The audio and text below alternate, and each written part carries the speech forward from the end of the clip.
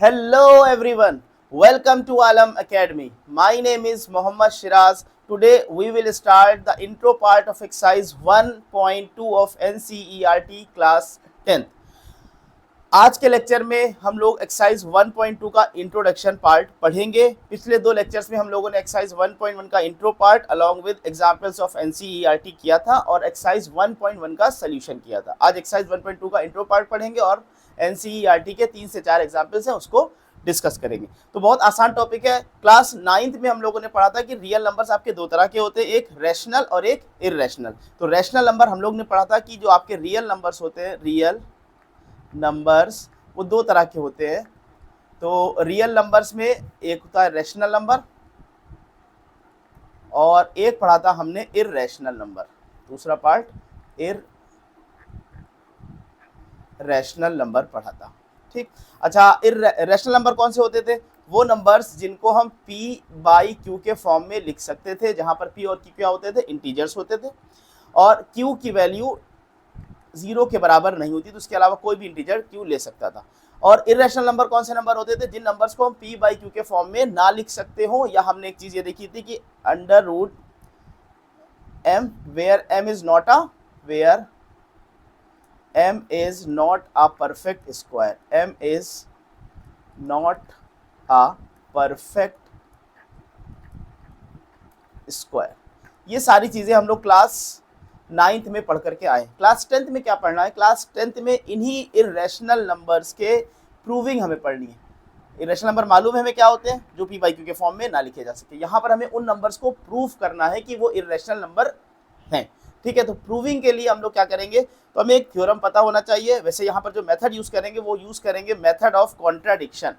Method of contradiction अभी जब example करेंगे तो इस चीज को और ज्यादा क्लियरिटी मिल जाएगी कि ये मेथड ऑफ कॉन्ट्राडिक्शन क्या है। मेथड ऑफ कॉन्ट्राडिक्शन, देखिए यहाँ पर जनरली जो चीज मतलब मोस्टली ह्यूमन बीइंग नहीं करता कि अपनी बात को कॉन्ट्रडिक्ट कर, लेकिन यहाँ पर हम लोग अपनी ही बात को कॉन्ट्रडिक्ट करके खुश होंगे और हम उसकी प्रूविंग करेंगे कॉन्ट्रडिक्शन के ही मेथड से। मेथड ऑफ कॉन्ट्रडिक्शन ये कहता है कि हमने कोई चीज़ अज्यूम कर ली और हम अज्यूम करते करते सॉल्यूशन करते गए लास्ट में जो हमने अजम्पशन किया था उसको ही हमने रॉन्ग प्रूफ कर दिया। तो इससे ये हो जा रहा है कि हम अपनी ही बात में कॉन्ट्रडिक्ट कर रहे हैं। इसका मतलब हमारा अजम्पशन रॉन्ग था, करेक्ट अजम्पशन कुछ और था। इस तरह से हम लोग इसकी प्रूविंग करेंगे। तो इसके लिए हमें एक थ्योरम की जरूरत पड़ेगी। उस थ्योरम को देख लेते हैं। वो थ्योरम क्या कहता है कि सपोज कर लीजिए कोई हमने p एक प्राइम नंबर चूज किया कि लेट, थ्योरम देखते हैं, बल्कि थ्योरम को पहले हम लोग मेंशन कर दें कि ये थ्योरम है आपका, एक ही थ्योरम पढ़ना है हमें। तो थ्योरम को अच्छे से समझ लेते हैं। थ्योरम क्या कहता है कि let p be a prime number, let p be any prime number, prime number कोई भी p हमारे पास प्राइम नंबर है। अगर p ए स्क्वायर को डिवाइड करेगा, if p divides A square, अब इसको स्टेटमेंट लिख लेते हैं फिर इसको समझेंगे भी, देन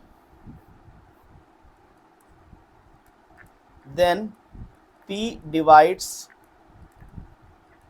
ए ऑल्सो। ठीक है, क्या कह रहा है थ्योरम कि अगर हमारे पास कोई p प्राइम नंबर है और वो p किसी a स्क्वायर को डिवाइड करता है, अगर p हमारा a स्क्वायर को डिवाइड करता है, a स्क्वायर को डिवाइड करने का मतलब क्या है कि रिमाइंडर 0 बचता है, यानी कि कंप्लीटली डिवाइड करता है। जैसे सपोज कर लीजिए हमारे पास, अगर हमारे पास कोई नंबर है, सपोज कर लीजिए 36 है, 36 है। ठीक है, कोई प्राइम नंबर लेते हैं। सपोज कर लीजिए प्राइम नंबर एक इकलौता इवन नंबर जो प्राइम नंबर होता है वो कौन सा होता है? 2 होता है, 2 ले लेते हैं। ठीक है, तो अब अगर 2 इसको डिवाइड करता है, चेक करते हैं, बिल्कुल डिवाइड कर रहा है, 18 क्वेश्चन आ रहा है, रिमाइंडर क्या बच रहा है? 0। इसका मतलब ये इसको कंप्लीटली डिवाइड करता है। तो अब ये एक्चुअल में है 6 स्क्वायर। तो अगर ये 2 6 स्क्वायर को डिवाइड कर रहा है कंप्लीटली और आंसर हमें क्या दे रहा है? 18, तो इसका मतलब ये 6 को भी डिवाइड करेगा, 6 को भी डिवाइड करेगा, यानी कि ये वैल्यू क्या मिलेगी? 3 मिलेगी। तो यही है हमारा थ्योरम। उम्मीद करते हैं कि आप इस चीज को समझे होंगे। फिर से रिपीट कर देते हैं कि अगर p हमारा कोई प्राइम नंबर है और वो a स्क्वायर को कंप्लीटली डिवाइड करता है, तो वो इसका मतलब है कि वो a को भी डिवाइड करेगा। अब इस थ्योरम को याद रखना है और इस थ्योरम की ही हेल्प से हम लोग इर्रेशनल नंबर की प्रूविंग करेंगे। तो चलिए एक क्वेश्चन लेते हैं। सपोज कर लीजिए √2 नंबर कैसा है, √2 आपका एक इर्रेशनल नंबर है। हमने ये पढ़ रखा है कि अगर हमारे पास √m के फॉर्म में कोई नंबर दिया हुआ है where m is not a perfect square, तो वो √m आपका क्या होता था, एक इर्रेशनल नंबर होता था। तो √2 की प्रूविंग देखते हैं। √2 की प्रूविंग देखेंगे तो हमें उससे क्लियरिटी आ जाएगी कि किस तरह से हमें प्रूव करना है और इस थ्योरम का वहाँ पर यूज़ हम कैसे कर रहे हैं। तो क्वेश्चन लेते हैं हम लोग कि हमें प्रूव करना है कि क्वेश्चन है कि प्रूव दैट, और देखिए बहुत सिंपल सा क्वेश्चन रहता है और ये क्वेश्चन लगभग हर साल एक बार बोर्ड में जरूर आता है। प्रूव दैट √2, आपके एक्सरसाइज में भी एग्जाम्पल्स में यही सब क्वेश्चन, कहीं √2 को प्रूविंग करनी हो, कहीं √3, कहीं √5, इसी तरह क्वेश्चंस मिलेंगे। Prove that √2 is an irrational number, irrational number. चलते हैं प्रूविंग पर। देखिए अभी हमने बताया था जब भी हमें इर्रेशनैलिटी प्रूफ करनी होगी तो हम मेथड ऑफ कॉन्ट्रडिक्शन की तरफ चलेंगे। मेथड ऑफ कॉन्ट्रडिक्शन क्या है, हमें प्रूफ करना है कि √2 एक इर्रेशनल नंबर है, लेकिन हम अज्यूम क्या कर लेंगे, हम अज्यूम कर लेंगे कि भाई √2 एक रैशनल नंबर, ठीक है।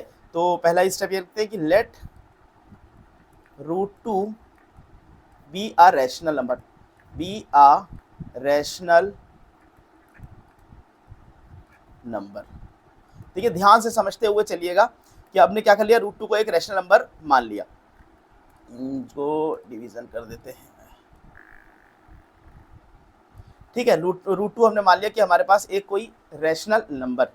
अब हम इसका कॉन्ट्रडिक्ट कर देंगे, हम अपने अजम्पशन को गलत प्रूफ कर देंगे भाई √2 रैशनल नंबर नहीं है। तो जब रैशनल नहीं है तो फिर किस कैटेगरी में चला जाएगा, तो वो एक इर्रेशनल की कैटेगरी में फॉल करेगा। तो let √2 be a rational number. तो अगर √2 रैशनल नंबर है तो अभी हमने पढ़ा हुआ है कि रैशनल नंबर को हम p/q के फॉर्म में लिख सकते हैं, p/q के फॉर्म में होगा ये, ठीक। अच्छा ये p/q के फॉर्म में भी समझते हुए चले कि p/q का मतलब क्या। जैसे मान लीजिए हमारे पास कोई नंबर, कोई भी दो नंबर p/q लेते हैं। सपोज करिए हमने लिया 1/3, ठीक है, 1/3 लिखा। अब इसको 1/3 लिख लें या 2/6 लिख लें या 3/9 लिख लें, ये सब के सब हैं क्या, 1/3 ही, ठीक है ना। क्योंकि यहाँ से क्या हो जाएगा, इसमें अगर हम देखें तो ये आपका आ जाएगा 2 और यहाँ पर क्या मिल जाएगा आपका 2 × 3, ये 2 से 2 कैंसिल हो जाएगा। इसी तरह से यहाँ अगर हम देखें तो ये हो जाएगा 3 × 3, ये 3 से 3 कैंसिल हो जाएगा। तो हर बार हमें मिल क्या रहा है, 1/3 मिल रहा है। तो कहने का मतलब क्या है कि 1/3 लिखे, 2/6 लिखे, 3/9 लिखे, तो यहाँ पर जो p/q लिखा होता है तो p और q के बीच में कॉमन फैक्टर कितने होंगे, एक भी कॉमन फैक्टर नहीं होगा। यानी कि p और q का जो HCF होगा, यहाँ पर HCF ऑफ p/q होगा, वो कितना होगा, जब कॉमन फैक्टर कोई भी नहीं होगा तो 1 सिर्फ कॉमन फैक्टर होगा, तो उनका HCF 1 होगा। यानी कि जब हम √2 को लिख रहे हैं कि p/q का रेशियो है, कहने का मतलब ये होगा कि p और q के अंदर कोई भी कॉमन फैक्टर नहीं होंगे। और जिन दो नंबर्स का कोई कॉमन फैक्टर नहीं होता है, या यूं कह लीजिए जिन दो नंबर्स का कॉमन फैक्टर 1 होता है, या जिन दो नंबर्स का HCF 1 होता है, तो वो नंबर आपके क्या कहलाते हैं, where p and q are coprimes. वो नंबर क्या कहलाते हैं, को प्राइम कहलाते हैं। तो हम यहाँ लिख दें कि where p and q are coprime. उम्मीद करते हैं ये बात क्लियर हुई आपको कि हमने क्या किया है कि हमने √2 को रैशनल नंबर ले लिया। तो रैशनल नंबर है तो वो p/q के फॉर्म में लिखा जा सकता है, p/q के फॉर्म में लिखा जा सकता है। इसका मतलब वो दोनों क्या है, वो को प्राइम नंबर, यानी कि p और q में कोई भी कॉमन फैक्टर नहीं है। ये हम अजम्पशन लेकर के चल रहे। चलिए ये सारी बातें तो आपको सिर्फ समझाने के लिए इधर लिखी थी, तो इसको अब हटा देते हैं, आगे चलते हैं अपनी प्रूविंग की तरफ, ठीक। अब देखिए यहां पर अगर हम √2, एक मिनट मार्कर, ओके, स्क्वायर कर देते हैं, squaring on both side, squaring on both side, तो ये आपका हो गया 2 और ये आ गया आपका p²/q², ठीक। अब ये आपकी वैल्यू आ गई 2q² is equal to p², q² is equal to p²/2। अब यहाँ से क्या रिजल्ट मिला कि p² डिवाइड्स बाई 2। तो अभी हम लोगों ने देखा है कि अगर कोई भी नंबर, अभी हम थ्योरम पढ़ा है कि पी अगर हमारा कोई प्राइम नंबर है और वो ए स्क्वायर को डिवाइड करता है तो इसका मतलब वो ए को भी डिवाइड करेगा। तो यहाँ से हमें रिजल्ट मिल रहा है कि ये पी स्क्वायर को 2 डिवाइड कर रहा है। तो यहाँ से हो गया कि पी स्क्वायर डिवाइड्स बाई 2, या लिख लीजिए 2 divides P square, 2 divides P square. जब 2 पी स्क्वायर को डिवाइड कर रहा है तो इसका मतलब 2 क्या करेगा, 2 डिवाइड पी ऑल्सो। अभी हमने पढ़ा हुआ थ्योरम कि अगर कोई पी प्राइम नंबर है और वो डिवाइड करता है ए स्क्वायर को तो वो ए को भी डिवाइड करेगा। इसी तरह से यहाँ पर पी स्क्वायर 2 से डिवाइड हो रहा है, इसका मतलब पी भी 2 से डिवाइड होगा। तो जब पी 2 से डिवाइड होगा तो हम इसको लिख लेते हैं इक्वेशन नंबर 1। कलर चेंज कर लेते हैं। जब 2 डिवाइड्स पी हो गया तो यहाँ से हम पी को लिख सकते हैं इन टर्म्स ऑफ 2 के लिख सकते हैं। ठीक है, अब भाई अगर P आपका 2 से डिवाइड हो रहा है तो उसका कम से कम एक फैक्टर 2 तो होगा ही होगा, ये तो श्योर शॉर्ट बात है अगर वो 2 से डिवाइड हो रहा है।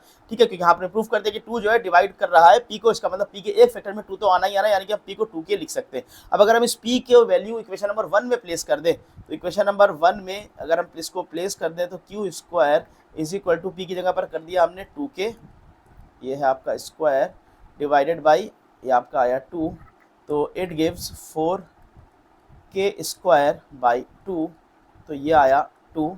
यहाँ से हम देख रहे हैं कि ये वैल्यू आ गई कि K square is equal to Q square by 2। ठीक है, अब देखिए ये 2 डिवाइड्स, इसके आगे चलते हैं कि 2 डिवाइड्स Q स्क्वायर, 2 क्या कर रहा है, Q स्क्वायर को डिवाइड कर रहा है। अगर 2 Q स्क्वायर को डिवाइड कर रहा है इसका मतलब 2 Q को भी डिवाइड करेगा। सो 2 डिवाइड्स Q ऑल्सो। जब वो Q स्क्वायर को डिवाइड कर रहा है इसका मतलब अभी हमने थ्योरम पढ़ा हुआ है कि अगर कोई P कोई प्राइम नंबर है वो A स्क्वायर को डिवाइड करता है तो वो A को भी डिवाइड करेगा। इसी तरह जब 2 हमारा Q स्क्वायर को डिवाइड कर रहा है तो इसका मतलब वो 2 Q को भी डिवाइड करेगा। ठीक है, जब Q को डिवाइड करेगा तो यहाँ से हम ये कह सकते हैं इसका मतलब इसके फैक्टर में हमारे पास कम से कम एक फैक्टर 2 तो होगा ही होगा। मान लेते हैं कि L लिख लेते हैं इसको, या M लिख लेते हैं, 2M आ गया। अब देखिए यहाँ से कॉन्ट्रडिक्शन शुरू हो गया। हो क्या गया, अभी हमने इनिशियली क्या कहा था कि भाई P और Q हैं हमारे, where P and Q are coprime, इसकी बातें हो रही थी भाई। P और Q को प्राइम हम लेके चल रहे थे, लेकिन यहाँ पर हमने क्या कर दिया कि भाई P2 को भी, P का फैक्टर 2 भी है और Q में भी फैक्टर 2 आ रहा है। इसका मतलब P और Q के बीच में कोई एक कॉमन फैक्टर मिल गया, तो इसका मतलब P और Q को प्राइम नहीं रह गए। तो यहाँ से हमारे पास हम कह सकते हैं कि here 2 is a common factor of P and Q। तो हम ये कह सकते हैं कि यहाँ पर क्या हो रहा है, hence P and Q are not co-prime, यानी कि P और Q हमारा क्या है, को प्राइम नहीं है। जब P और Q को प्राइम नहीं है तो क्या हो जा रहा है, दिस कॉन्ट्राडिक्ट्स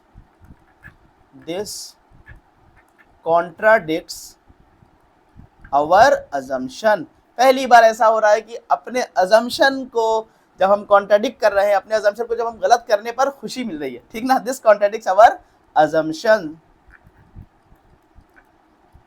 तो जब हमारा ये अजम्पशन क्या आता है कि √2 इज अ रैशनल नंबर, तो उसको ये कॉन्ट्राडिक्ट कर रहा है। जब ये कॉन्ट्राडिक्ट कर रहा है तो हम क्या कहेंगे कि हेंस कि √2 जो हमने अज्यूम किया था कि रैशनल है वो रैशनल नहीं है, बल्कि वो क्या होगा, hence √2 is an irrational number,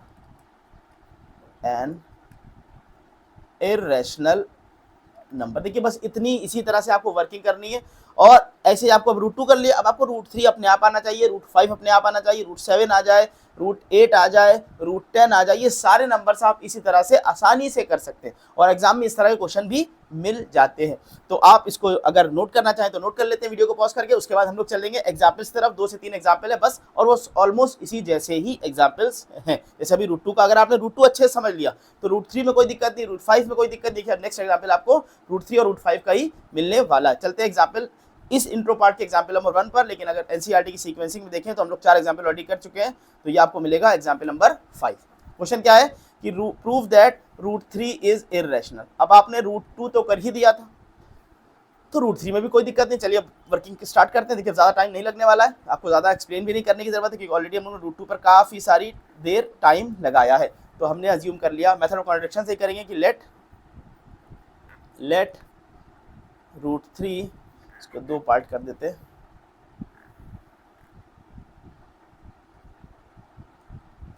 late √3 भी रैशनल नंबर। आई होप अब आप खुद से भी कर सकते हैं, और पहले वीडियो को पॉज करके खुद से ही ट्राई करिएगा। लेट √3 भी रैशनल नंबर। अगर √3 रैशनल नंबर है तो भाई √3 को हम क्या लिख सकते हैं, P/Q, और P और Q कैसे होंगे, को प्राइम होंगे, where P and Q are coprime. ठीक है, अच्छा अब इसको उधर मल्टीप्लाई कर लेते हैं, ये वैल्यू आ गई √3Q into P, squaring on both side, squaring on both sides, colour change कर लेते हैं। तो ये आपका हो गया 3Q² is equal to P², तो it gives Q² is equal to P²/3। इसको बोल दे रहे हैं इक्वेशन नंबर 1। अब यहाँ से क्या हो जा रहा है कि 3 डिवाइड्स P², जब 3 P² को डिवाइड कर रहा है तो 3 P को भी डिवाइड करेगा, 3 डिवाइड्स P ऑल्सो। और जब P के को 3 डिवाइड कर रहा है, इसका मतलब एक फैक्टर तो 3 होगा ही होगा, तो हम क्या, एक फैक्टर तो कम से कम P का 3 होगा ही होगा, तो हमने यहाँ लिख दिया P इज इक्वल टू 3 के। अब इसको इक्वेशन नंबर 1 में प्लेस कर देते हैं, तो Q² is equal to P की जगह पर हमने प्लेस कर दिया 3K, ये स्क्वायर है, डिवाइडेड बाई 3, तो ये वैल्यू होगी 3 से 9 कैंसिल होके 3K²। अब यहाँ से क्या मिल रहा है कि 3 डिवाइड्स Q² ऑल्सो, यहाँ से हो गया वैल्यू 3 डिवाइड्स Q², और जब Q² को डिवाइड कर रहा है इसका मतलब 3 डिवाइड्स Q ऑल्सो। अब यहाँ पर क्या हो गया, एक प्रॉब्लम आ गई कि हमारे पास Q के अंदर भी जो फैक्टर आ रहा है वो एक फैक्टर 3 है। तो अब यहाँ से हमें क्या दिख रहा है कि 3 इज द कॉमन फैक्टर, और हम क्या माने बैठे थे कि P और Q के बीच में कोई कॉमन फैक्टर नहीं। 3 is the common factor of P and Q। तो इसका मतलब हेंस जब एक कॉमन फैक्टर भी आ गया, इसका मतलब P and Q, hence P and Q are not coprime. ठीक है, इसका मतलब this contradicts our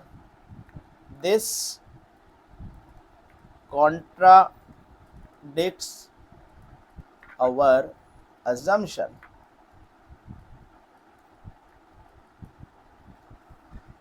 Hence √3 is an irrational number. ठीक है, देखिए कितना आसान था। अब ऐसे ही √5 का पूछा जा सकता है, √5 आपको एक्सरसाइज में मिलेगा, आप आसानी से उसको कर सकते हैं। ठीक है, वीडियो को पॉज करके सोल्यूशन नोट डाउन कर ले। चलते हैं नेक्स्ट एग्जाम्पल नंबर 6 पर। देखिए एग्जाम्पल नंबर 6 क्या कह रहा है, शो दैट 5 - √3 इज इररेशनल। ये तो और भी ज्यादा आसान है। देखने में आपको लग रहा हो यार यहाँ तो 2 डिजिट्स आ गए, कोई दिक्कत नहीं, देखिए अभी करेंगे तो बहुत आसानी, हमेशा मेथड ऑफ कॉन्ट्रडिक्शन से ही करेंगे, यानी कि जो भी हमें प्रूफ करना है, जिसको भी इररेशनल प्रूफ करना है उसको मान लेंगे रैशनल। तो वही स्टार्ट करते हैं कि late 5 minus root 3 B a rational number. अब अगर ये रैशनल नंबर है तो 5 माइनस रूट 3 की जगह पर हम क्या लिख सकते हैं, इसको p बाई क्यू के फॉर्म में लिख सकते हैं, where p and q are coprimes.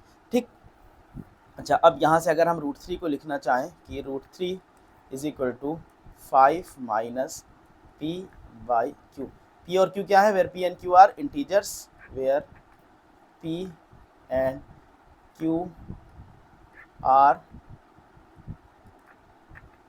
Integers. अब देखिए यहाँ पर क्या है, 5 हमारा क्या है, 5 भी हमारा एक इंटीजर है, p और q क्या है, किसी इंटीजर को जब दूसरे इंटीजर से हम डिवाइड करते हैं तो रिजल्ट क्या मिलता है, इंटीजर मिलता है, और इंटीजर माइनस इंटीजर क्या होता है, ऑलवेज गिव्स रैशनल नंबर। लेकिन यहाँ पर हमने क्या लिखा हुआ है, यहाँ पर तो हम लिख रहे हैं कि एक इररेशनल नंबर के बराबर होगा, जो कि एक गड़बड़ी है। ये गड़बड़ी हो क्यों रही है, सारी गड़बड़ी हो रही है हमारे गलत अजम्पशन की वजह से।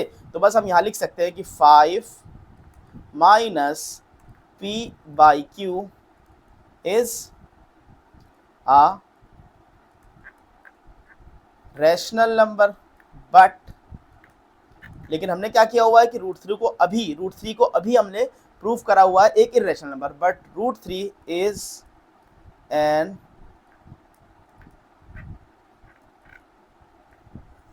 Irrational number. देखिए इस तरह क्वेश्चन जब आपको मिलेगा अगर एग्जाम में, और अगर वो 2 मार्क्स वाला क्वेश्चन होगा तो आपको पता है इस क्वेश्चन के साथ में एक वर्ड भी अटैच कर देगा, show that 5 minus root 3 is irrational given that root 3 is irrational number. ये चीज कंडीशन मेंशन कर देगा, और यही क्वेश्चन अगर उसको 5 मार्क्स में देना होगा तो फिर वो ये चीज मेंशन नहीं करेगा, तब आपको ये डायरेक्ट ये काम नहीं चल पाएगा। जैसे यहाँ पर हम लोगों का काम चल गया ये लाइन लिख करके कि बट रूट 3 इज इररेशनल, तो ये कहाँ से पता लगा, क्योंकि अभी हमने पिछले एग्जाम्पल में इसको प्रूफ किया। लेकिन आपको एग्जामिनेशन कॉपी में अगर ये चीज 5 मार्क्स का क्वेश्चन मिलता है, वहां पर ये चीज नहीं लिखी होगी कि given that root 3 is irrational, तो आपको पहला स्टेप होगा रूट 3 को इररेशनल प्रूफ करना। रूट 3 को इररेशनल प्रूफ करने के बाद तब हम इस स्टेप पर आएंगे, तो ये आपका 5 मार्क्स का बढ़िया सा क्वेश्चन बन जाएगा। तो but root 3 is irrational number, तो ये सारा चीजें क्या हो रहा है, दिस कॉन्ट्राडिक्ट्स अवर अजम्पशन, हमारा अजम्पशन ही गलत है जिसकी वजह से ये सारा रायता फैल रहा है। ठीक है, this contradicts our assumption,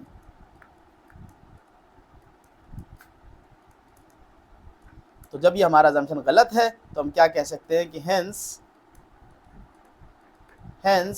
5 minus root 3 is an irrational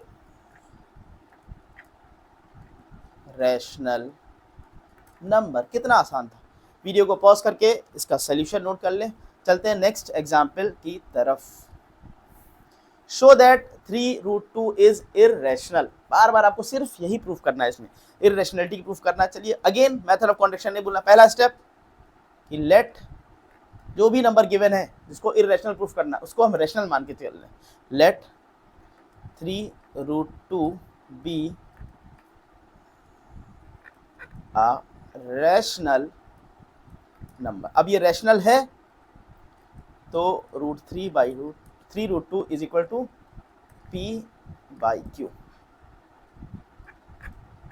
where p and q are integers, p and q are integers. ठीक, तो यहाँ लिख सकते हैं कि root 2 is equal to p upon 3q।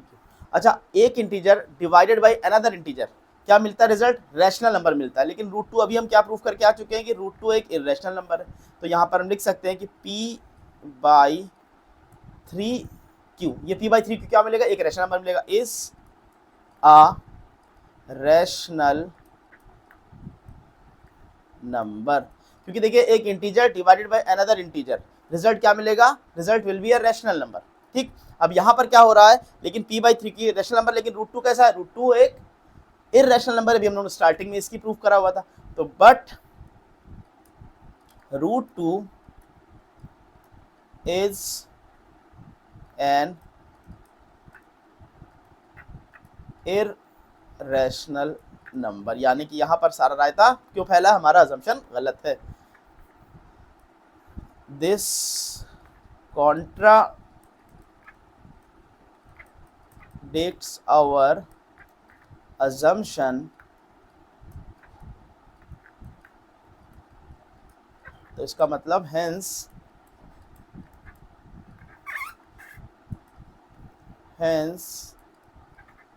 3√2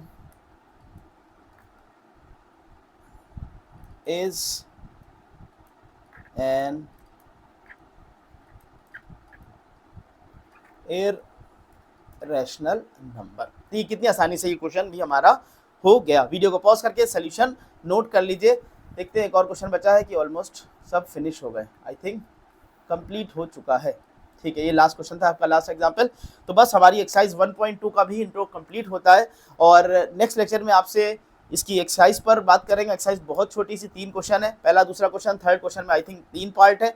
तो कुल अगर क्वेश्चन की काउंटिंग करें 3 2 + 2 यानी कि टोटल 5 क्वेश्चन हमें उसमें मिलेंगे एक्सरसाइज 1.2, और फिर हमारा चैप्टर नंबर 1 रियल नंबर पूरा अच्छी तरह से कंप्लीट हो जाएगा। ठीक है, मिलते हैं नेक्स्ट वीडियो में। Thank you students.